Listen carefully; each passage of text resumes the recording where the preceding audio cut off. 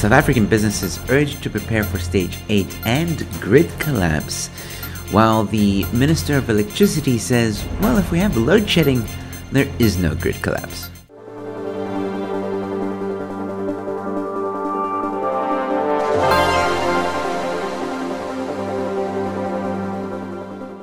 Hello ladies and gentlemen, welcome to the News in 5. I'm your host, Joe Emilio. Thanks for tuning in. Yeah, you heard me. Businesses are being urged to prepare for stage 8 load shedding and grid collapse, while the Minister of Electricity is saying, well, if we have load shedding, there is no grid collapse. I'm not making this up. Higher load shedding stages and added confidence grid won't collapse. The Minister of Electricity reiterated that it was highly improbable that a total grid collapse was imminent despite the increasingly frequent occurrence of higher stages of load shedding. So the higher the stages of load shedding, the less probability of a grid collapse, which does make sense. I mean, the whole point of load shedding is to prevent a grid collapse, but as we go higher into stages of load shedding, it means more electricity is cut for a longer period of time. For example, stage 8 load shedding means your electricity is cut off for half the day. That's 12 hours. And as some of you might already have pointed out, stage 8 has already happened in South Africa. They just never officially announced it. And what if we go in the direction of Zimbabwe, where they have seen up to 20 hours of load shedding a day? So in other words, they have electricity for 4 hours of the day. And I ask you, like, how can any business survive on just 4 hours of electricity a day? You might as well just switch off the grid.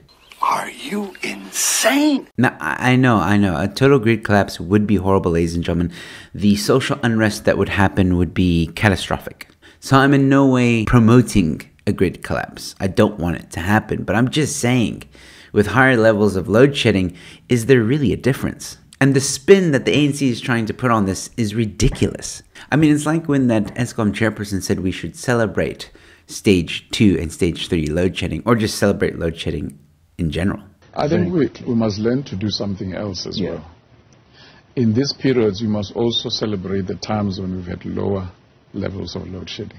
And no, we shouldn't. We shouldn't be celebrating load shedding at all, because we shouldn't be having load shedding at all. And now they're saying, hey, be happy there's load shedding, guys, because that means no grid collapse. I'm not going to be happy for any stages of load shedding, because had Eskom and the ANC done their jobs from the very beginning instead of caring about their own pockets, we wouldn't be in this mess. And now there's this.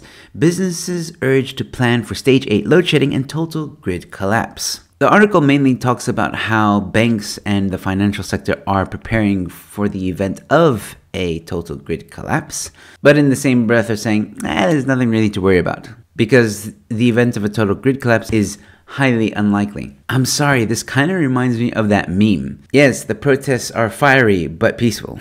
It's like they're in the hazmat suit and we've got to walk out into the radiation and they're just saying, don't worry guys, nothing to see here. Keep on going, it's perfectly safe, don't worry. And they urge businesses to invest in solar or inverters, and that's easier said than done. I know a lot of people who cannot afford solar or inverters. And here's the kicker, even if you have an inverter, you're being told by the Minister of Electricity not to charge it directly after load shedding. Is a surge in demand when the lights come back after load shedding. So what people do, they consume what they consume, and simultaneously they charge the backup if you like, a solution. So we are asking them, don't charge it at that time.